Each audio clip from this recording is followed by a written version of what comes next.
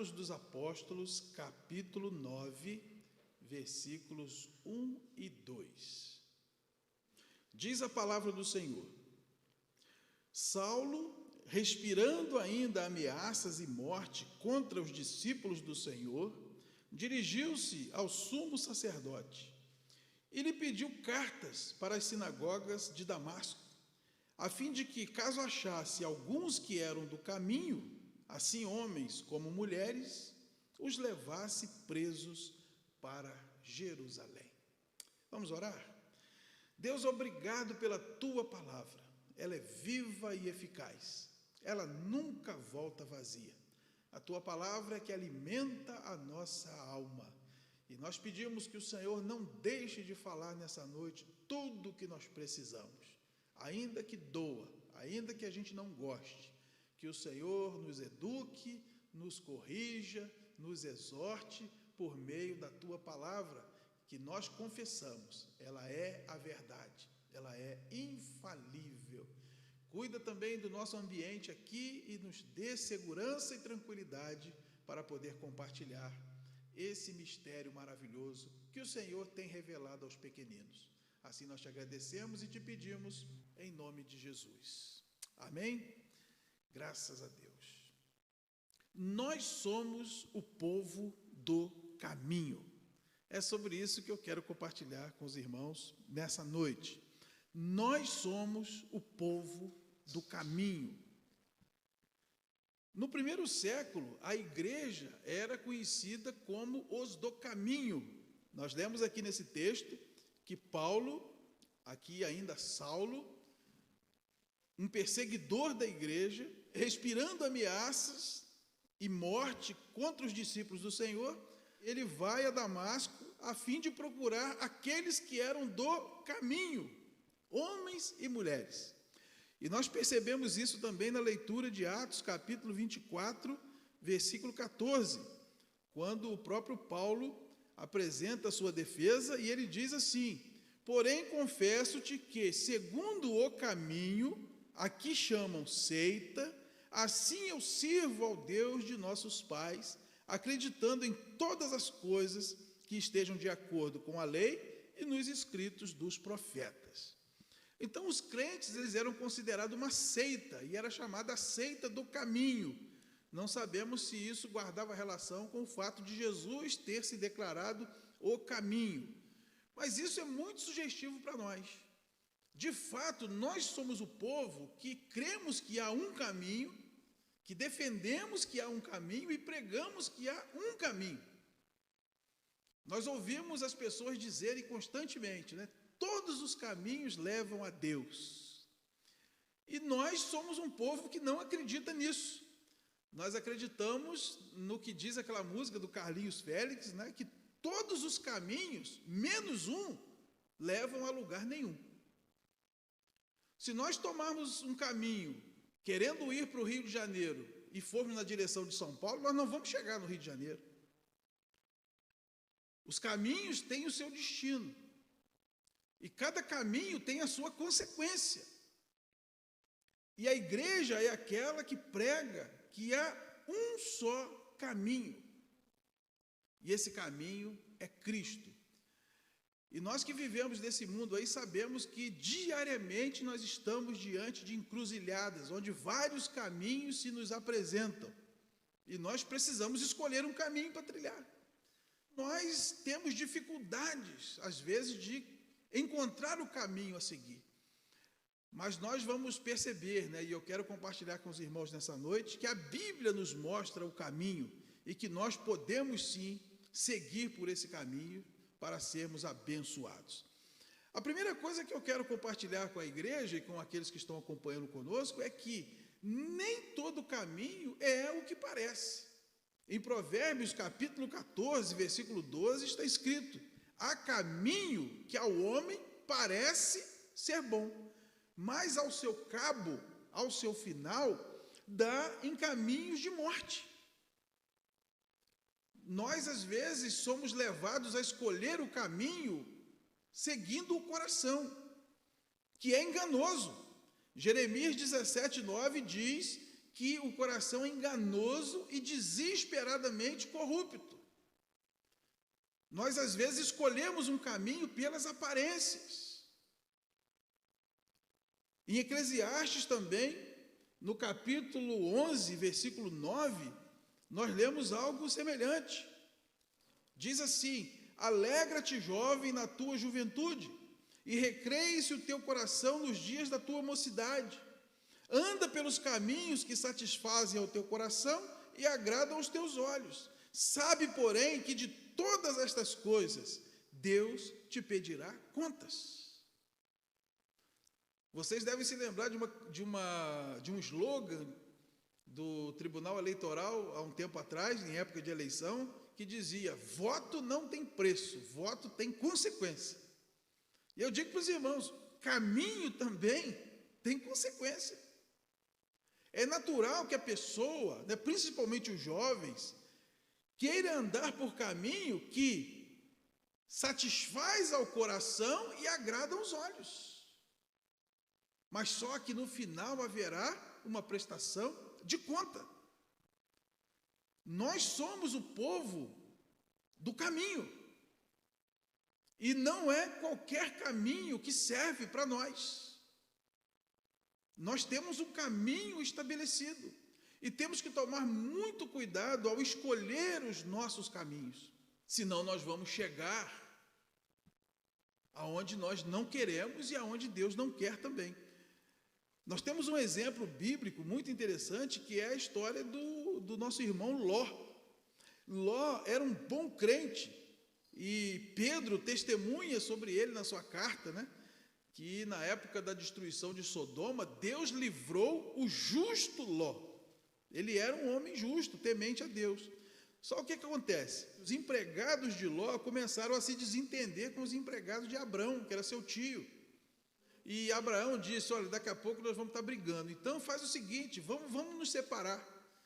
Escolhe você, se você for para a direita, eu vou para a esquerda, se você for para a esquerda, eu vou para a direita. E olha o que está escrito em Gênesis 13, 10.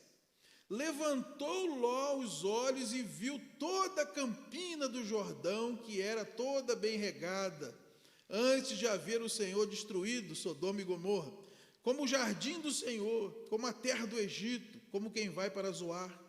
Então Ló escolheu para si toda a campina do Jordão e partiu para o Oriente. Separaram-se um do outro. Habitou Abrão na terra de Canaã e Ló nas cidades da campina, e ia armando as suas tendas até Sodoma. Ló é um exemplo do homem que anda por vista e não por fé. Abraão deixou ele escolher primeiro. Ele olhou para um lado, deserto. Olhou para o outro, campina verdinha. Ele, obviamente, escolheu pelo coração, pela aparência. Só que esse caminho que parecia bom, levou a um caminho de morte. Ele foi parar em Sodoma. E os irmãos percebam que ele não armou sua tenda em Sodoma. Ele foi armando a sua tenda até Sodoma. É assim que acontece conosco. A gente sempre vai chegando devagarzinho perto do erro. A gente acampa aqui, aí olha, aí chega mais para lá, mais para lá, mais para lá. Quando vê, nós estamos dentro de Sodoma e Gomorra. E a sua mulher se apegou àquilo lá, tanto que quando Deus mandou sair, ela ficou para trás e foi transformada numa estátua de sal. Suas filhas já estavam lá, noivas dos homens lá de Sodoma, e saíram de lá, fizeram aquela cafajestagem toda com o pai que nós conhecemos, que deu origem aos amonitas e os moabitas. Então, olha o que o caminho que pareceu bom aos olhos de Ló fez com ele. Nem todo caminho é o que parece. Abraão foi para o deserto, para o lado de Canaã. Ali era a terra prometida, e lá ele cumpriu os propósitos de Deus. Abraão hoje é chamado de o pai da fé, o amigo de Deus, o pai dos que creem. Com ele, Deus formou uma nação que trouxe Cristo ao mundo. Ele é o pai dos judeus. Enquanto Ló foi parar dentro de um antro de promiscuidade e pecado que foi destruído a fogo pelo Senhor. Então, olha o que os nossos caminhos podem fazer conosco. Nós não podemos escolher simplesmente pelo que o coração deseja, pelo que os olhos veem, porque haverá consequência. E as consequências, às vezes, são irremediáveis. Nós podemos fazer em 5 minutos algo que vamos nos arrepender para o resto da nossa vida. Então, não podemos escolher os caminhos pelo que diz o coração. Nós somos o povo do caminho. O nosso caminho já está traçado, o nosso caminho já está ensinado, já está determinado. Em segundo lugar, nem sempre o caminho trilhado pela maioria é o melhor caminho. Olha o que diz em Mateus, capítulo 7, versículos 13 e 14. Mateus, capítulo 7, versículos 13 e 14. Entrai pela porta estreita, larga é a porta e espaçoso o caminho que conduz para a perdição, e são muitos os que entram por ela. Porque estreita é a porta e apertado o caminho que conduz para a vida, e são poucos os que acertam com ela. Será que o caminho que a multidão escolhe, que a maioria escolhe, é o melhor caminho? É o caminho certo? Nós que temos filhos, né, já ouvimos essa frase muitas vezes. Mas pai, todo mundo faz. Mas mãe, todo mundo vai. Mas pai, todo mundo tem. E a gente diz, mas você não é todo mundo. Será que se todo mundo está fazendo, então legitima a coisa? Se todo mundo está indo por esse caminho, então o caminho é bom? Esse texto aqui diz que não. O texto diz que há um caminho largo, confortável, espaçoso e que muitos têm andado por ele. E que tem um caminho estreito, apertado e que são poucos que acertam por ele. Mas o caminho largo conduz à perdição, ao passo que o caminho estreito conduz à vida. Qual caminho nós queremos seguir? Não é porque todo mundo faz que está certo. Não é porque todo mundo faz que serve para nós. Paulo, escrevendo aos Coríntios, ele diz isso 3 vezes. Todas as coisas são lícitas, mas nem todas convêm. Todas as coisas são lícitas, mas nem todas edificam. Todas as coisas são lícitas, mas eu não vou me deixar dominar por nenhuma delas. Não é porque todo mundo faz, não é porque é legal, legalizado, que serve para mim, porque nós somos o povo do caminho. Não é qualquer caminho que serve para nós. Se 1 milhão de pessoas disser que o rabo do cachorro é uma pata, quantas patas tem o cachorro? Se os 7 bilhões de habitantes do planeta começarem a dizer, o rabo do cachorro é uma pata, quantas patas tem o cachorro? Irmãos, pode todo mundo dizer que o rabo do cachorro é uma pata, o cachorro tem 4 patas. O rabo do cachorro nunca vai ser uma pata, só porque alguém quer. A Bíblia diz que um casal é um homem e uma mulher. Pode quem quiser falar. O caminho é esse, é o que está na Bíblia. O sexo é uma bênção de Deus para o casamento. Qualquer coisa fora disso é pecado, é o que está na Bíblia, é o que está no livro do caminho. Mas todo mundo faz, mas todo mundo vai, mas todo mundo é. Nós não somos todo mundo, nós somos o povo de Deus. Nós não andamos pelo caminho da porta larga, que pode ser gostoso, confortável, prazeroso, mas vai nos julgar de mergulho no inferno, como o caminho que Ló escolheu o julgou dentro de Sodoma. Se nós escolhermos o caminho do esforço, do sacrifício, da verdade, da honra, da hombridade, cruzaremos essa porta estreita e poderemos passar toda uma eternidade ao lado do Senhor. As pessoas bem-sucedidas são aquelas pessoas que se guardam, que se valorizam, que trabalham, que prosperam aos poucos, que guardam valores, e não aquelas que fazem o que todo mundo está fazendo. E eu penso que essa questão da maioria, né, é especialmente difícil para nós que somos congregacionais, porque nós aprendemos, né, que Deus age por meio da maioria, e quando a maioria vota, nós falamos, é a vontade de Deus. Só que os princípios do congregacionalismo diz que a decisão de uma assembleia de membros só é legítima quando ela se conforma com a palavra de Deus. Nós entendemos que Deus opera por meio da maioria, mas será que nós, quando votamos, sempre estamos certos? É claro que não. Nós que estamos aí há muito tempo, eu tenho 54 anos dentro de uma igreja congregacional, já cansei de ver decisão de assembleia não ir para frente, porque não era a vontade de Deus, e já cansei de ver decisão rejeitada pela assembleia acontecer, porque quando Deus quer que aconteça, acontece. Se nós não orarmos, se nós não buscarmos a orientação do Senhor, nós vamos votar errado. E Deus, de maneira nenhuma, vai se submeter às decisões da maioria. Pelo contrário, Ele quer revelar sua vontade à maioria. E eu quero ler com vocês um texto que ilustra bem isso, lá em Números, capítulo 13. No livro de Números, capítulo 13, o povo está já às portas da terra prometida. Eles estão em Cades Barneia. Canaã está perto. E Deus manda então que se escolha um príncipe de cada tribo e que vão espiar a terra. E a proposta de Deus é que essas pessoas espiassem a terra e voltassem dando um relatório para animar o povo, para o povo completar a jornada. Sabe o que acontece? Desses 12 que vão espiar a terra, 10 voltam trazendo um relatório negativo. Só 2, Josué e Caleb, conclamam o povo a marchar porque Deus daria a eles aquela terra da promessa. Olha o que está escrito aí nos versículos 30 ao 33.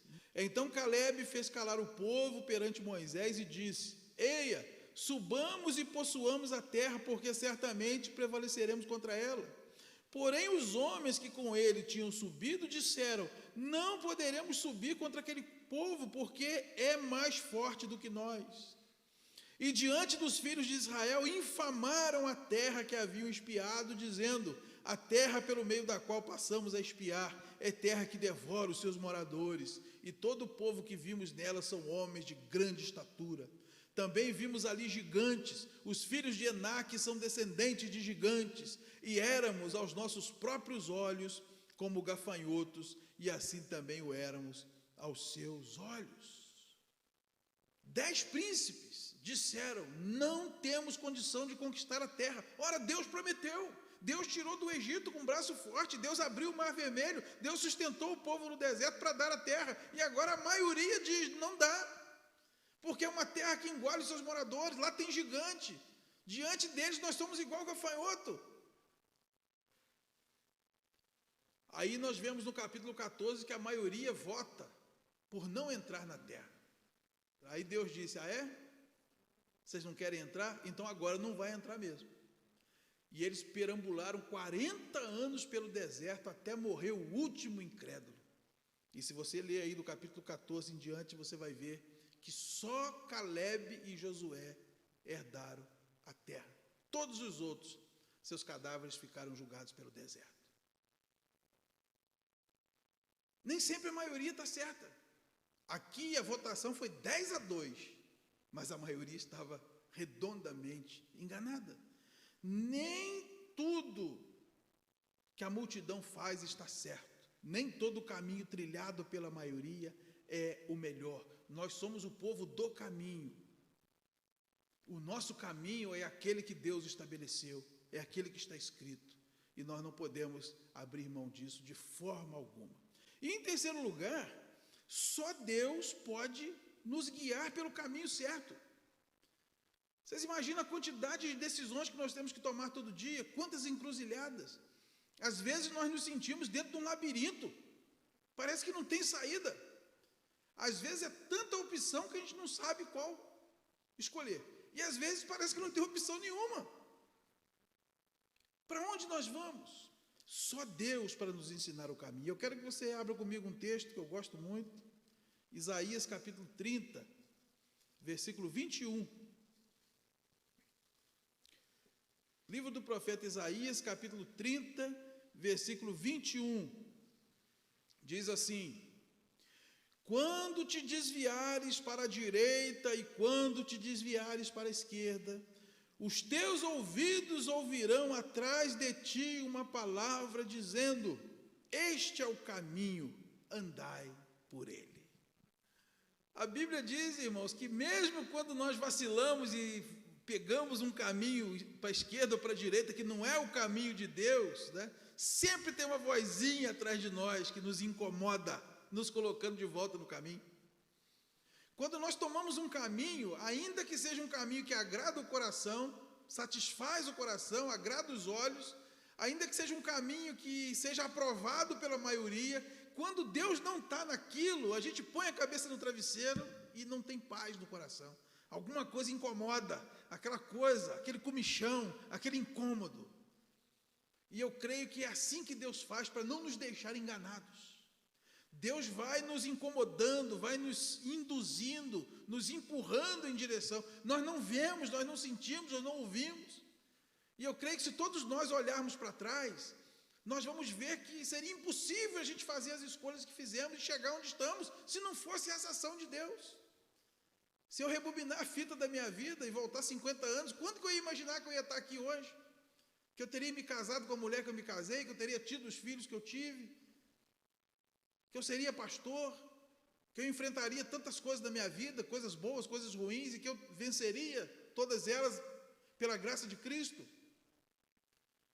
Com certeza foram decisões que por mim eu não teria tomado, mas quando eu vi, eu estava fazendo, Deus foi conduzindo. E quando às vezes eu queria ir para lá, eu ouvia aquela voz. Jeremias também passou por isso.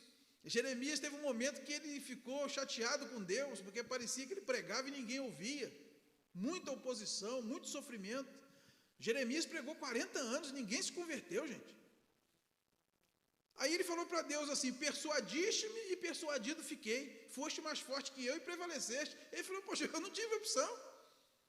E ele disse: vou parar de pregar, vou parar de anunciar. Aí ele diz assim: quando eu só pensei nisso, isso me ardeu no coração.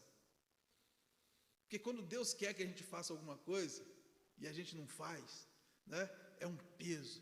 Quantas vezes a gente pensa em desistir, né? Quantos crentes já pensaram em desistir da sua família? Quantos crentes já pensaram em desistir do seu ministério? Quantos pais já pensaram em desistir dos seus filhos?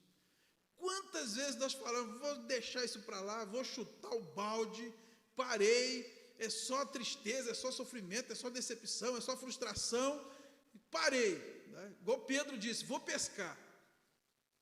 Mas só de pensar nisso, o coração arde, porque na verdade nós temos um chamado. Nós crentes temos um chamado e uma vocação. E nós não conseguimos fazer outra coisa, porque estamos onde estamos, porque Deus nos trouxe até aqui. E mesmo quando nós achamos que está ruim, nós não temos noção do que é estar ruim. Estar ruim é estar fora da vontade de Deus.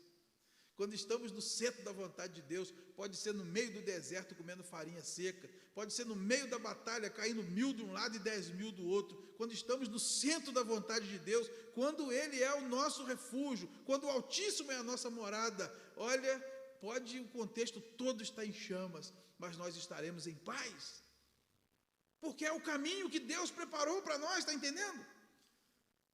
Estou ganhando menos do que deveria ou que poderia. Estou sendo menos valorizado do que eu gostaria. Estou tendo mais problemas do que eu imaginei. Mas quando eu olho, eu vejo que Deus está no controle. E quando eu tento sair para lá e para cá, eu ouço essa voz me dizendo: olha, esse é o caminho, andai por ele. De fato, o crente não será confundido. A Bíblia diz: eis a rocha, uma pedra angular, quem crê não será confundido. O crente não vai errar o caminho. Por quê? Primeiro, Deus guia o seu povo. Pelo deserto nós vemos que Deus guiava o seu povo de dia como uma coluna de nuvem e de noite como uma coluna de fogo. Está lá em Êxodo capítulo 13, versículo 21. Como é que o povo conseguiria caminhar pelo deserto? Qual o ponto de referência? Deserto é tudo igual. A gente não teve experiência de andar em deserto, eu pelo menos nunca tive. Mas no mar a gente já teve, né? Ou em um rio assim que você não consegue ver as margens, você fica sem noção nenhuma. Como que a gente vai se guiar? No deserto ainda tem uns montinhos de areia, você fala: aquele montinho, mas o vento vem e muda aquilo de lugar toda hora. Então, se Deus não vai à frente do povo para guiar o caminho, o povo nunca chegaria em Canaã. De dia era uma coluna de nuvem, para o povo seguir naquela direção, e à noite era uma coluna de fogo, que iluminava o caminho para o povo poder andar de noite. E Deus foi tão maravilhoso com o povo, que a Bíblia diz que os sapatos não gastaram, as roupas não rasgavam e os pés não inchavam. Eles andavam dia e noite. E a coluna de fogo, além de iluminar o caminho, fazia uma barreira ainda contra os inimigos que vinham contra eles. Então, Deus guia o seu povo. Pode procurar, irmão, no meio da situação difícil, no meio da encruzilhada, procura a nuvem que você vai ver a nuvem te indicando o caminho. Pode ser na mais escura noite, procura a coluna de fogo, ela vai estar lá. Porque Deus disse que vai guiar o seu povo. A Bíblia diz também que o Espírito Santo, que é Deus, habita em nós. E em João, capítulo 16, versículo 13, diz que o Espírito Santo nos guiará a toda a verdade. Nós temos Deus habitando em nós.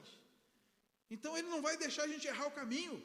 Ele não vai deixar eu me envolver com as pessoas erradas. Ele não vai deixar eu tomar decisões erradas. Se eu procurar a nuvem, se eu ouvir a voz do Espírito Santo, se eu ouvir a vozinha que tem sempre atrás do meu ouvido, eu vou trilhar o caminho que Deus preparou para nós. A Bíblia também é uma bússola para nós. Lá no Salmo no Salmo número 119, versículo 105, diz: lâmpada para os meus pés é a tua palavra e luz para os meus caminhos. A Bíblia é como se fosse uma lanterna a clarear o caminho para nós. O mundo está em trevas. A Bíblia diz que as pessoas não sabem para onde vão, porque as trevas cegaram os olhos. Mas nós vivemos na luz, porque Deus é luz e não há nele treva alguma. E Ele quer que nós sejamos luzeiros desse mundo, a ajudar a mostrar o caminho. E Provérbios vai dizer que a vereda do justo, o caminho do justo, do crente, é como a luz da aurora, que vai brilhando, brilhando, brilhando até ser meio-dia. Quando a gente se converte, é aquela luzinha fraca, né? Igual uma luz de vela. Mas à medida que Deus vai enchendo a nossa vida, o azeite do Espírito Santo vai tomando conta, nós começamos a brilhar cada vez mais. E um dia seremos dia perfeito, na presença dEle. Mas como é bom ver que há crentes que estão brilhando muito mais a cada dia. Mateus disse no seu evangelho: assim brilhe também a vossa luz, para que vejam as suas boas obras e glorifiquem ao Pai que está no céu. A Bíblia ilumina o nosso caminho para a gente não errar. E o melhor de tudo, Jesus, o Deus Filho, se tornou gente para ser o nosso caminho de volta ao Pai. João 14,6 diz: eu sou o caminho, a verdade e a vida. Ninguém vem ao Pai senão por mim. São as palavras de Jesus. Jesus é a Bíblia encarnada. O verbo, ou seja, a palavra, virou gente e habitou entre nós, cheio de graça e de verdade, e vimos a sua glória como a glória do Pai. Pedro vai dizer que Jesus veio ao mundo para nos dar exemplo, a fim de seguirmos os seus passos. Então Jesus é o nosso caminho. O crente não vai errar o caminho se ele se colocar sensível à voz de Deus. O Pai fala, o Espírito Santo fala, Jesus fala. Deus o tempo todo, Ele quer nos mostrar o caminho, porque nós somos o povo do caminho. Há um só caminho para a gente andar, e Deus quer que nós andemos nele, porque esse é o único caminho que vai nos fazer chegar a Ele, para passarmos a eternidade. Nós somos o povo do caminho, irmãos. Nós somos seguidores de Jesus, o único caminho. E a Bíblia diz que não há nenhum outro nome capaz de ser o caminho. Isso está lá em Atos capítulo 4, versículo 12. Não há nenhum outro nome dado entre os homens, só Jesus. 1 Timóteo 2,5 diz que não há outro mediador entre Deus e os homens, só Jesus, só Ele é o caminho. Se tivesse um segundo, a Bíblia diria: nós somos o povo do caminho, e o nosso caminho é Cristo. Deus nos guia por esse caminho. A Bíblia nos aponta esse caminho. O Espírito Santo nos guia a esse caminho.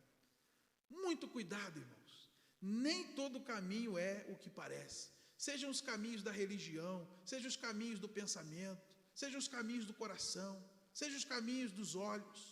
Nem todo caminho é o que parece.